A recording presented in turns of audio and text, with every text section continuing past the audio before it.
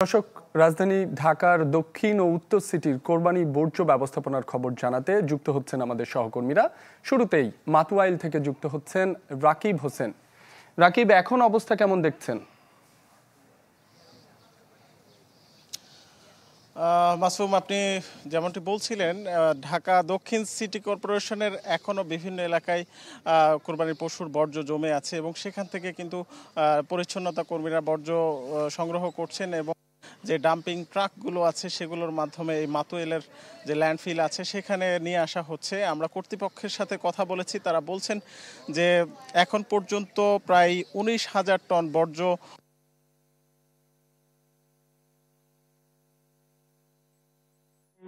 পরিপূর্ণভাবে যে এখন পর্যন্ত ঢাকা দক্ষিণ সিটি যে ওয়ার্ডগুলো আছে বর্জ্য অপসারণ হয়েছে সেটি এখনোই বলা যাচ্ছে না, যেহেতু দ্বিতীয় দিনের মতো কোরবানির পশু জবাই করছেন বিভিন্ন এলাকার মানুষজন এবং সেই কারণে নতুন করে বর্জ্য উৎপন্ন হচ্ছে এবং সেই বর্জ্য এবং গতকালকের যে বর্জ্যগুলো এখনো রয়ে গেছে সেসব বর্জ্য এখনো আনার কার্যক্রম চলমান রয়েছে। তবে এরই মাঝে সাধারণ যে স্থানীয় মানুষজন আছেন তারা বলছেন যে গত বছরের তুলনায় এবার বর্জ্য অপসারণের গতি দেখছেন তারা এবং অনেকটা দ্রুততার সাথে কাজ করা হচ্ছে, যদিও এখনো বিভিন্ন জায়গায়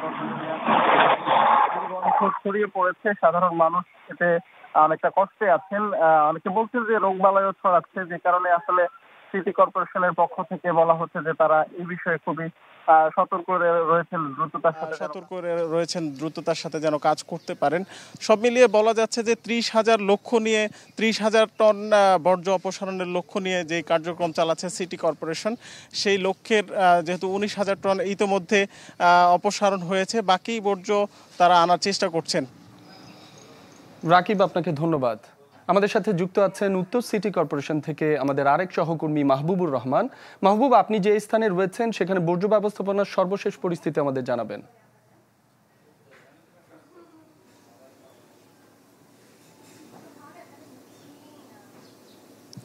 রাব্বি, আমি এই মুহূর্তে রয়েছি রাজধানীর মিরপুরের পল্লবী এলাকায়। এখানকার যে বর্জ্য ব্যবস্থাপনা, এখানকার স্থানীয় লোকজনের সাথে কথা বলে যেটি জানা গেছে, তারা এই বর্জ্য ব্যবস্থাপনা নিয়ে ইতিবাচক মন্তব্য করেছেন। তারা যেটি বলছেন সেটি হচ্ছে যে গতকালই কিন্তু প্রথম দিন কুরবানির যে বর্জ্যগুলো তৈরি হয়েছিল সেই বর্জ্যগুলো কিন্তু বিকেলের মধ্যেই এখান থেকে সিটি কর্পোরেশনের পরিচ্ছন্নতা কর্মীরা নিয়ে গেছেন এবং এবছর উত্তর সিটি কর্পোরেশনে এখানে যেটি লক্ষ্য করা গেছে সেটি কুরবানি যারা দিয়েছে তারা কিন্তু তাদের যে কুরবানি দেওয়ার যে বর্জ্যগুলো সেগুলো কিন্তু আলাদাভাবে কিন্তু গুছিয়ে রেখেছেন, যেগুলো সিটি কর্পোরেশনের কর্মীরা তারা কিন্তু নিয়ে যেতে সুবিধা হয়েছে। এবং আজকের যেটি পরিস্থিতি এই মিরপুরের পল্লবী এলাকাতে ঘুরে দেখা গিয়েছে সেটি হচ্ছে যেখানে পশু কুরবানি করা হয়েছিল সেই জায়গায় সিটি কর্পোরেশনের কর্মীরা বর্জ্য নিয়ে যাওয়ার পরে সেখানে কিন্তু বাসাবাড়ির মালিকরা যারা এখানে কুরবানি দিয়েছে তারা নিজ উদ্যোগেই ব্লিচিং পাউডার দিয়ে রেখেছে, যার জন্য কিন্তু এখানে জীবাণু তৈরি হওয়ার আশঙ্কা খুব কম এবং দুর্গন্ধ হচ্ছে না, যার কারণে মানুষের যাতায়াতেও কিন্তু কোনো সমস্যা হচ্ছে না। রাব্বি, গতকালকেই কিন্তু দুই সিটি মিলিয়ে 19,000 টন বর্জ্য কিন্তু অপসারণ করা হয়েছে এবং গতকাল উপদেষ্টা এবং প্রশাসকরা যেটি বলেছিলেন সেটি 12 ঘন্টার মধ্যে যে কুরবানির বর্জ্য অপসারণ সেটি আজকে কিন্তু 12 ঘন্টার মধ্যে সেটি সম্পূর্ণ না হলেও সিটি কর্পোরেশনের যে পরিচ্ছন্নতা কর্মী তাদের ভেতরে কিন্তু আমরা কাজ করার যে স্পৃহা এবং সেটি কিন্তু আমরা দেখেছি। এবং আজকে আমরা এর আগে তেজগাঁ, মোহাম্মদপুর এবং এই মুহূর্তে যে মিরপুরের যে পল্লবী এলাকা, এখানে সিটি কর্পোরেশনের কর্মীরা কিন্তু এখনও কিন্তু কাজ করে যাচ্ছে এবং দ্বিতীয় দিনেও যে কুরবানি হচ্ছে এটির বর্জ্যও কিন্তু এরপরে পরিচ্ছন্নতা কর্মীরা কিন্তু এখান থেকে নিয়ে যাবেন এবং ল্যান্ডফিলে সেগুলো নেওয়া হবে।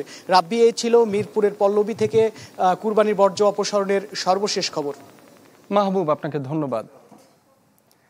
রাজধানী ঢাকার উত্তর ও দক্ষিণ সিটি কর্পোরেশনের বর্জ্য ব্যবস্থাপনার খবর জানাচ্ছিলেন আমাদের সহকর্মীরা।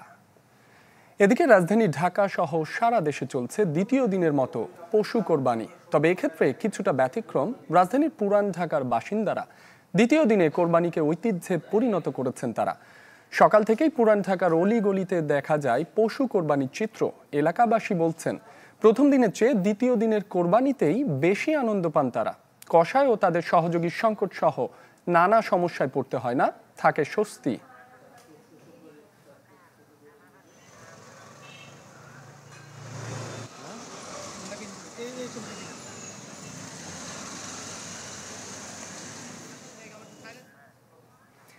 চামড়া সংগ্রহ, বেচা কেনা ও সংরক্ষণের খবর জানাতে পোস্তা থেকে যুক্ত হচ্ছেন ইফতেখার আলম। ইফতেখার, সর্বশেষ পরিস্থিতি আমাদের জানাবেন।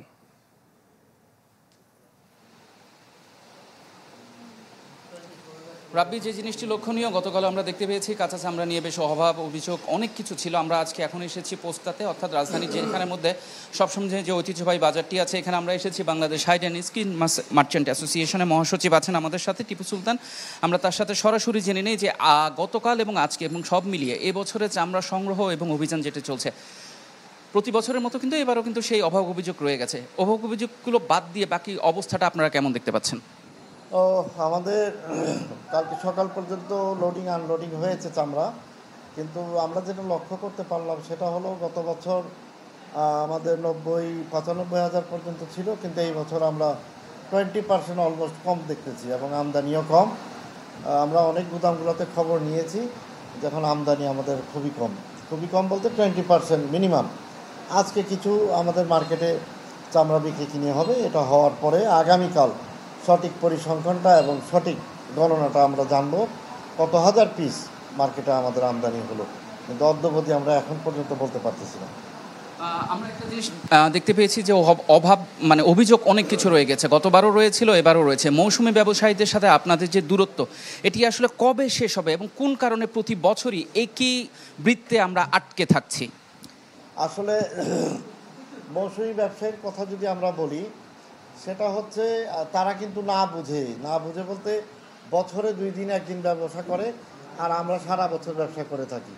সেই ক্ষেত্রে যদি আমরা চিন্তা করি, তা আমরা বিষয়টা এইভাবে দেখতে পারি, ওরা কিন্তু 90% লোক 2টা পয়সা কামিয়ে যাই দেয়, 1 দিন 2 দিনের রুটি রোজগার হয়ে যায়, কিন্তু 10% লোক লুজার হয়। এটাও সত্য। লুজার হওয়ার কারণটা হলো তারা বুঝে না। তারা না বুঝে চামড়ার কোয়ালিটি, কালার, গ্রেইন, থিকনেস কোনোটাই তাদের আইডিয়া নাই। এই আইডিয়া না থাকার কারণে, এবং চামড়া বেসিক্যালি স্কোয়ার ফিটে বিক্রি হয়, স্কোয়ার ফিটের ধারণাও তাদের নাই।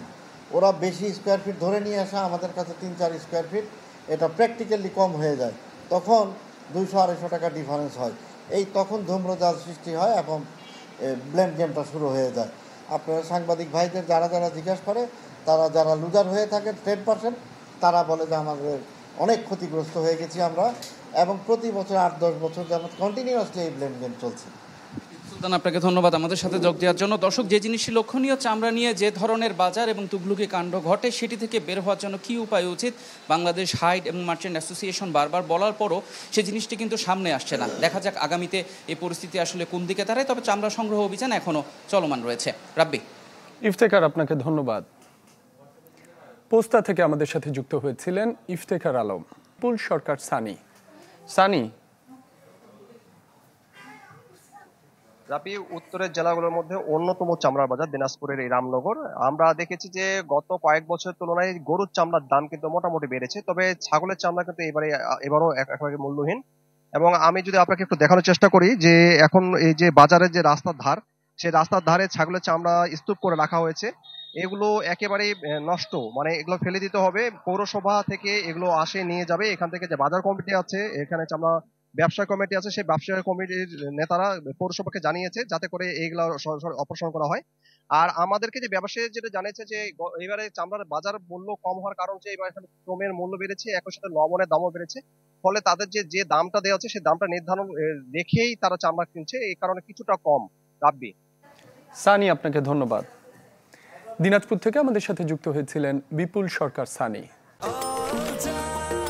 নিশ্চিন্তে খান স্বাস্থ্যকর অল টাইম পান, অল টাইম হেলদি লাইফ।